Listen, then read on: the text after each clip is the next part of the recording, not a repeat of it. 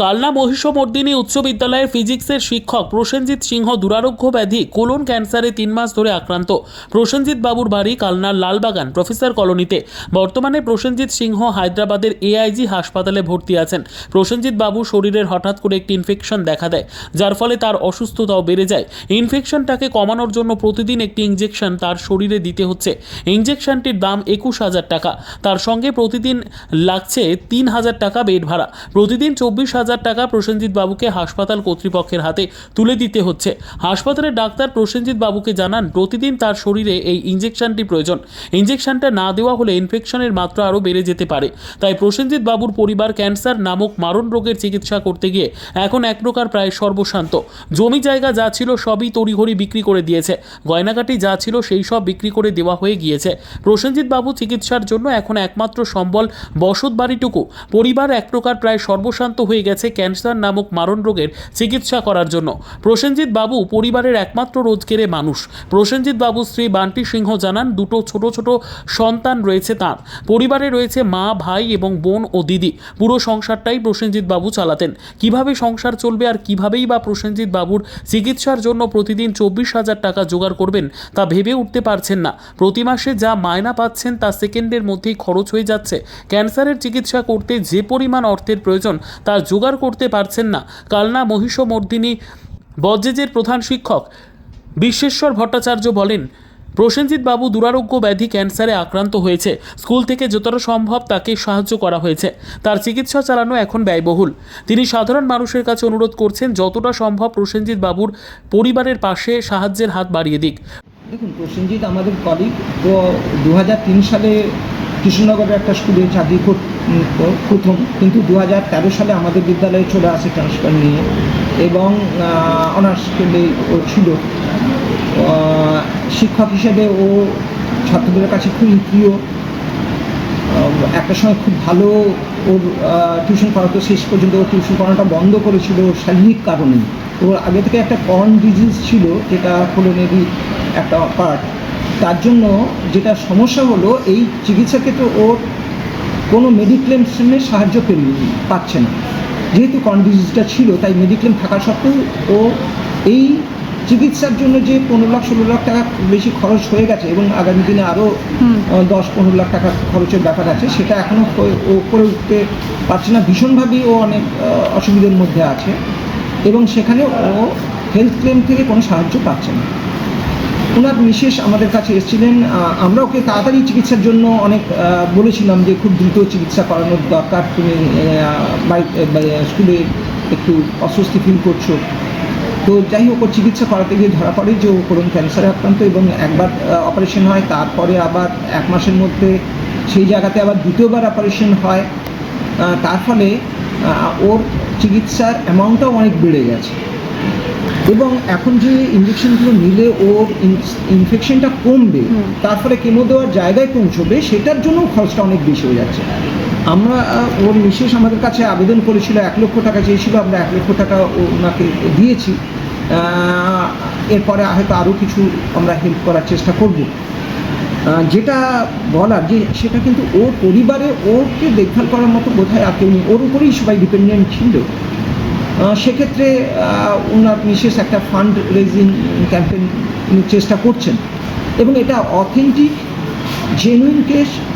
আমি সবার কাছে অনুরোধ রাখবো, যারা এটা শুনছেন, যারা মানুষের পাশে দাঁড়ান, তাদের অনুরোধ করবো যদি ওর পাশে দাঁড়ান তাহলে খুবই ভালো হয়, কারণ এটা অনেক বিশাল বড় একটা খরচের ব্যাপার।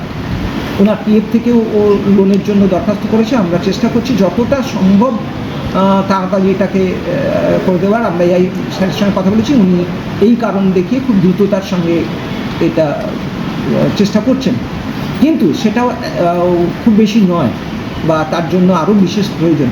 সবার কাছেই অনুরোধ, যদি সাধারণ মানুষ সাহায্য করতে, অনেক মানুষ আছেন সামাজিকভাবে সচেতন, সামাজিক উপকার লাগেন, সমাজে অনেক সেবা করেন, তাদের কাছে অনুরোধ আপনারা যদি ওর পাশে দাঁড়ান, ওর ফ্যামিলির পাশে দাঁড়ান, তাহলে আমরা কৃতজ্ঞ থাকবো তাদের কাছে। আপনার নাম? আমার নাম বিশ্বেশ্বর ভট্টাচার্য, আমি প্রধান শিক্ষক, কালনা মহিষমর্দিনী ইনস্টিটিউশন। প্রসেনজিৎ বাবুর পরিবার সাধারণ মানুষের কাছে করজোড়ে অনুরোধ করছেন আর্থিক সাহায্যের জন্য। ডাক্তার পরিবারকে জানিয়েছেন চিকিৎসা করলে প্রসেনজিৎ বাবু আগের মতো সুস্থ হয়ে যাবেন। দেখুন, মানে যদি আমি শুরু থেকে কিছু বলতে চাই, তা প্রথম আমার বাড়িতে যখন প্রসেনজিৎ বাবুর ওয়াইফ আমার বাড়িতে যায় আর পুরো ঘটনাটা যখন বলে, তখন আমি একটা রাস্তায় বললাম যে এইভাবে একটা কাজ করতে হবে যেটা মানুষের কাছে পৌঁছে যায়। এখন সোশ্যাল মিডিয়া হয়ে গেছে, সেজন্য একটা অ্যাকাউন্ট খুলে এটা চেষ্টা করুন। তো সেই চেষ্টার ফলে মানুষ হেল্পিং মুডে আছে, মানুষ সাহায্য করছে। আর মাস্টারমশাই হিসাবে খুবই ভালো মাস্টারমশাই, সবাই ওনাকে চেনে। আর এই পরিবারের সঙ্গে আমি এখন একসাথে দেখা হওয়ার পরে আমি চেষ্টা করছি যে এদের মানে সাহায্য বলে তো আমি সেরম কিছু করতে পারবো না, কারণ ঈশ্বরই সাহায্য করেন। আমি শুধু এই সেবার একটা উপাসনা করতে পারি, আর সেই উপাসনাতে এদের পাশে আমি দাঁড়িয়েছি। আমি চেষ্টা করছি, যেমন সুশীল মিশ্র স্যার কিছু দিয়েছেন, মানে আমি ওই ফিগারটা আমি বলছি না।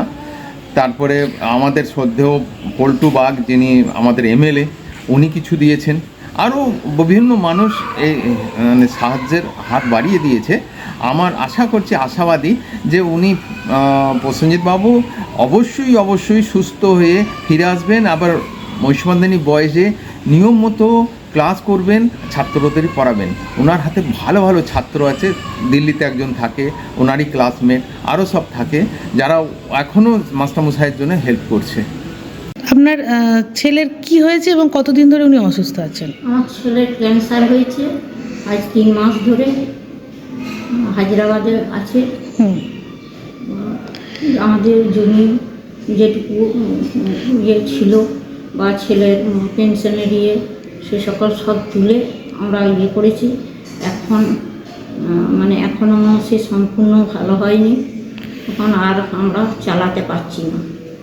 কোন দিক থেকে আপনাদের মানে অসুবিধা হচ্ছে এখন ট্রিটমেন্ট চালাতে? আমাদের এখন টাকা পয়সার জন্য অসুবিধা হচ্ছে, যদি কেউ সাহায্য করেন তাহলে খুব ভালো হয়। আমার হাজব্যান্ড প্রসেনজিৎ সিংহ মহিষমর্দিনী স্কুলের টিচার, ফিজিক্সের টিচার। আমি ওনার মিসেস বান্টি সিংহ। আমি আপনাদের জানাতে চাইছি, উনি আজ থেকে 3 মাস আগে কোলন ক্যান্সার মতো দুরারোগ্য ব্যাধিতে ভুগছেন। 3 মাস ধরে তার চিকিৎসা চলছে, ফার্স্ট সার্জারি হয়েছে, রিকভারিও হয়েছে, কিন্তু পরিবেশ পরিস্থিতি তার সাথ দিল না।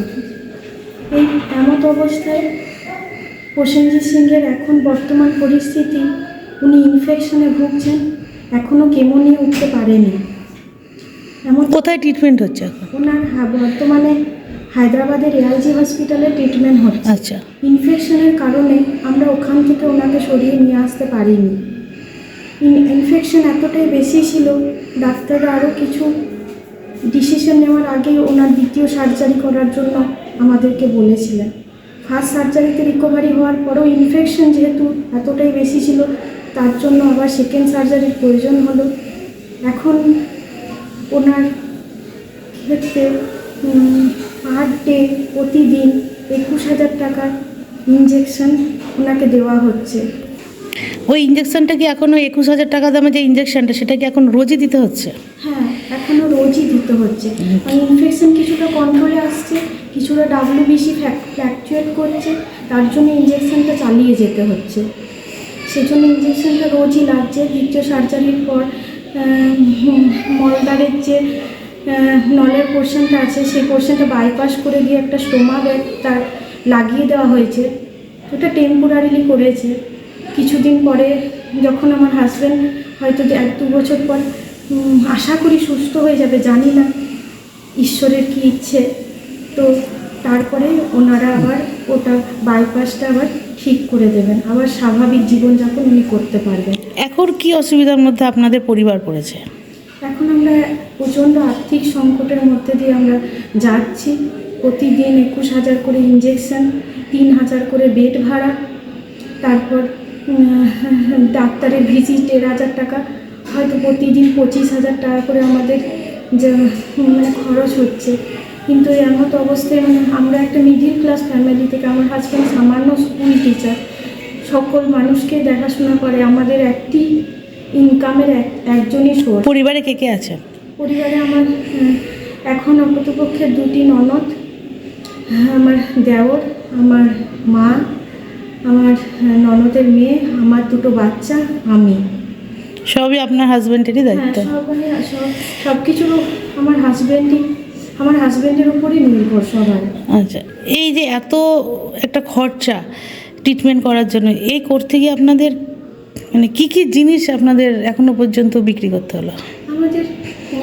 আমার হাজবেন্ডের যেটা গ্রামের বাড়ি সংসার, সেখানে কিছু জমি জায়গা আমার শ্বশুরমশাই ছিল, তো সেখানে কিছু জমি জায়গা বিক্রি করেছি।